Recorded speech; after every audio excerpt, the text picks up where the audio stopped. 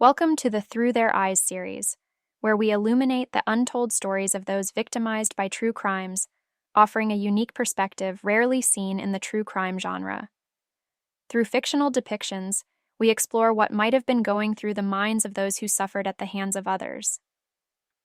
While nobody can say for sure what their frame of mind was, we have taken liberties based on public cases to help share their voices in these true crime stories. This series' focus is not on glorifying the perpetrators, but on honoring the experiences of the victims, shedding light on their stories, and considering what they might have done differently to help others avoid similar fates. Join us as we bring these voices to life, offering a gripping, empathetic, and insightful look into the darkest corners of true crime, all from the perspective of those who deserve to be remembered. Viewer discretion is advised.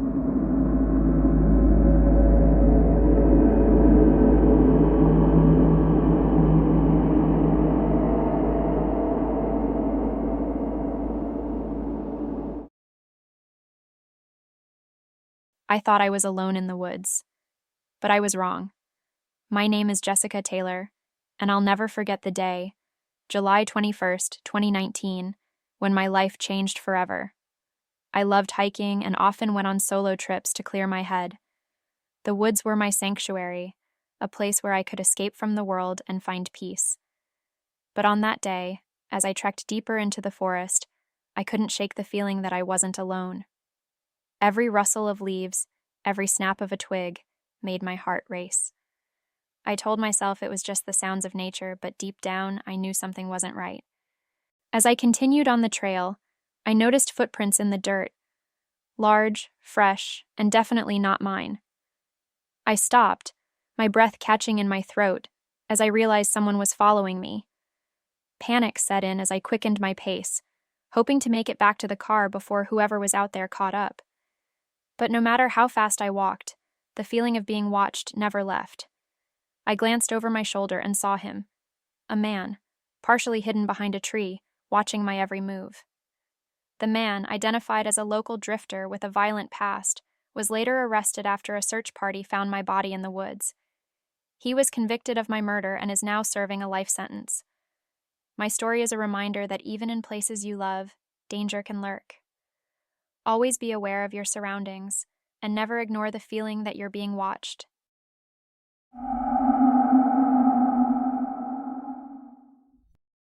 I thought he was just being friendly, but he knew more than I realized. I'm Emily Johnson, and my story begins on April 25th, 2017. I had just moved into a new neighborhood, eager to start a new chapter in my life. My neighbor, Tom, seemed friendly enough, always waving hello, stopping to chat when we crossed paths. At first, I thought he was just being nice, but soon I noticed he knew things about me that I hadn't told him. Details about my work schedule, my favorite places to go, even the names of my friends. At first, I brushed it off as small-town friendliness, but as time went on, his behavior became more unsettling. He would mention things I had done when I was sure no one was around, like what time I had gone to bed or the music I had been listening to. I started to feel like I was being watched all the time, even in my own home. One day, I found a note in my mailbox, unsigned, but unmistakably from Tom. It contained details about my life that no one else could possibly know, and it was then that I realized the extent of his obsession. Tom was later arrested after I reported his behavior to the police.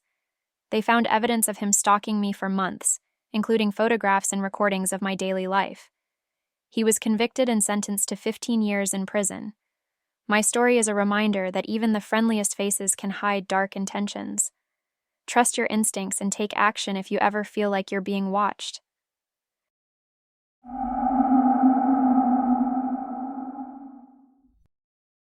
I thought it was just another quiet afternoon, until he showed up. My name is Rachel Adams. It was October 14th, 2017, and the weather was cool, the kind of day that usually made me feel safe and comfortable at home. I had just settled in with a book when I heard a knock at the door. When I opened it, I saw Mark, a neighbor I barely knew. He smiled and asked if he could use my phone.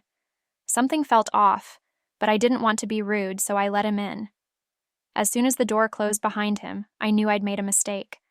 The look in his eyes had changed, and before I could react, he lunged at me. He pushed me down and I struggled, kicking and screaming, but it was no use. Mark was much stronger than I anticipated. He pinned me to the ground, and the terror that washed over me was like nothing I'd ever felt before. I fought back with all my strength, but Mark's hands were around my throat, and I knew that this was the end. Mark was arrested later that day and confessed to my murder. He was sentenced to life in prison without parole. Now my story is a stark reminder that trusting your instincts could save your life. Don't feel obligated to be polite when something feels wrong. Protect yourself first.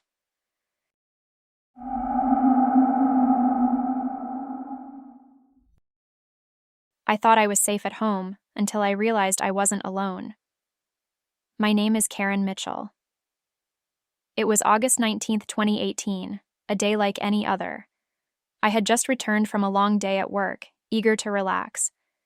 As I entered my house, everything seemed normal, until I heard a noise coming from the kitchen. I froze, trying to convince myself it was just the wind or maybe the cat knocking something over. But as I cautiously moved toward the sound, I saw him, a man I'd never seen before rifling through my drawers. Panic set in as our eyes met. He didn't say a word, just grabbed the nearest object, a heavy frying pan, and charged at me. I tried to defend myself, but the impact knocked me to the ground. The pain was overwhelming, but the terror was worse. He stood over me, rage filling his eyes, and I knew I wasn't going to make it out alive. My thoughts raced. Why me? What did he want? But it didn't matter. My life was ending at the hands of a stranger in my own home. My killer, later identified as James, was a drifter with a history of burglary and assault. He was apprehended the following day and sentenced to life in prison without parole. Let my story be a warning. Always be vigilant, even in your own home. Don't take your safety for granted and always trust your instincts.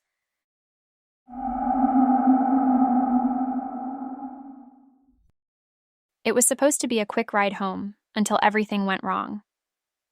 My name is Melissa Grant.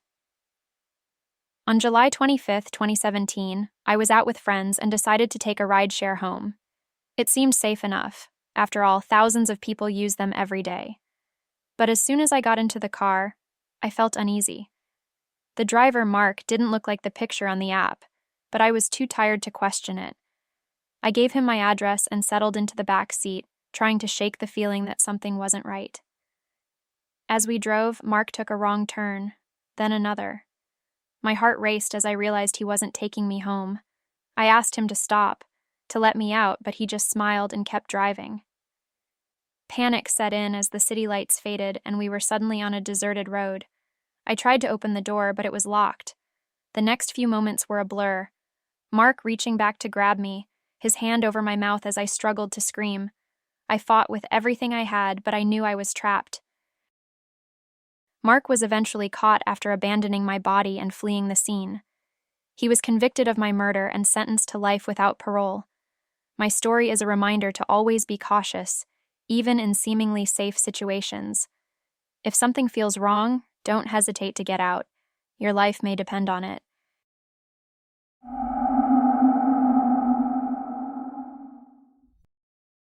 I thought he was just another customer, but he was something far worse. My name is Susan Miller. It was December 12th, 2017, a normal day at the convenience store where I worked. The afternoon was quiet, the kind of shift that usually passed without incident. Then he walked in. Paul, a man who looked like any other customer. He approached the counter with a smile, asking for a pack of cigarettes. As I turned to grab them, I felt a sudden, sharp pain in my side. I looked down to see the blade of a knife, and Paul's eyes, cold and empty, staring back at me. He didn't say a word as he pulled the knife out and stabbed me again. The world started to spin, the pain overwhelming. I tried to scream, to call for help, but the words wouldn't come. As I collapsed to the floor, I watched Paul walk out of the store, leaving me bleeding and alone. My thoughts were a blur of fear and confusion. Why me? What had I done to deserve this? But there was no answer, only the darkness closing in. Paul was caught on surveillance cameras and arrested later that day. He was convicted of my murder and is now serving a life sentence. Let my story remind you that danger can strike anywhere, even in the most ordinary places. Always be aware of your surroundings and trust your instincts. They could save your life.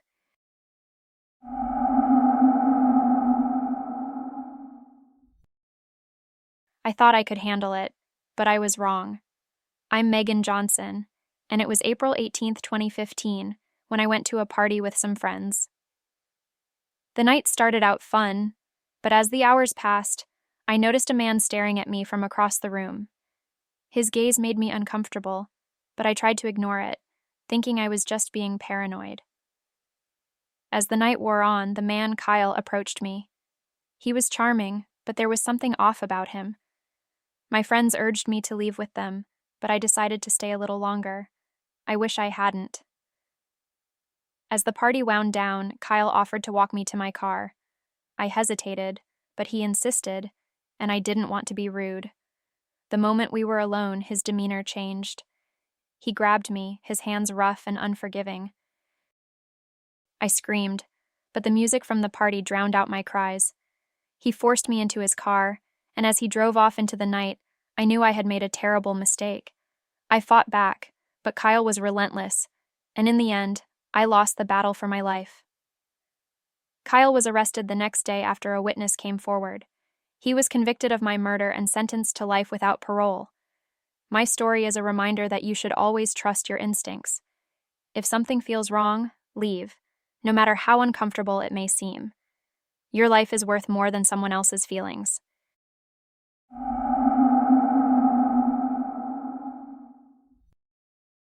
I never thought my last breath would be stolen in the place I called home. My name is Emily Carter. I was lying in bed, thinking the day was done and the night would bring peace. But as the darkness crept in, so did a figure I never expected. The creak of the floorboards was the first and only warning I had.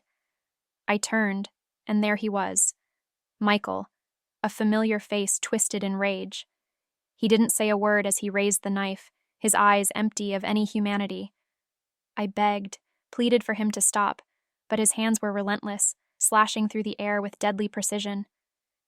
In those agonizing moments, my mind raced. How did it come to this? Michael had always been distant, but I never thought he was capable of this. As the pain seared through my body, I realized there was no escape. My life was slipping away, and I was powerless to stop it. My thoughts drifted to what I could have done differently, the signs I ignored, the trust I misplaced. If only I had recognized the danger sooner, maybe I could have saved myself. Michael was arrested and charged with my murder. He is currently serving a life sentence without parole. Now all I can do is hope that my story serves as a warning to others. Trust your instincts, protect yourself, and never ignore the red flags, no matter how small they seem. My life ended in my own home, but maybe my story can help save someone else.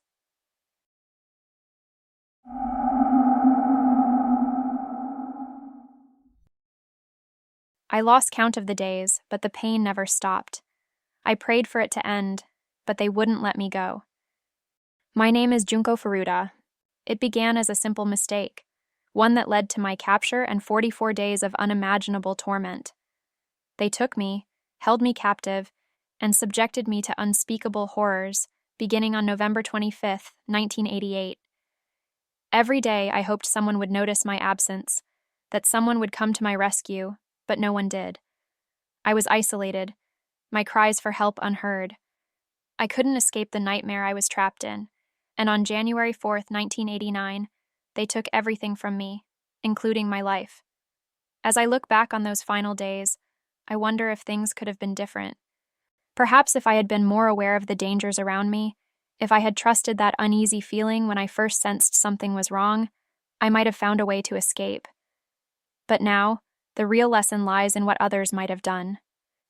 If someone had seen the signs, my sudden disappearance, the rumors of violence, maybe they could have stepped in. In the end, justice was served, as my captors, Hiroshi Miyano, Nobuharu Minato, Yasushi Watanabe, and Joe Ogura, were convicted for their heinous crimes. However, no sentence could ever undo the horror I endured. My plea to you is to be vigilant. If someone close to you vanishes without explanation, don't brush it off. If you sense something is amiss, act on it. Speak out, reach out, and never let fear silence your voice. My story is a painful reminder that we all have a role in preventing such tragedies. Together, we can be the voice for those who can't speak, the strength for those too weak to fight. Thank you for listening. If you found these stories gripping and insightful, please consider subscribing to our channel and sharing it with others. Together, we can keep these voices alive and continue to shine a light on the stories that matter.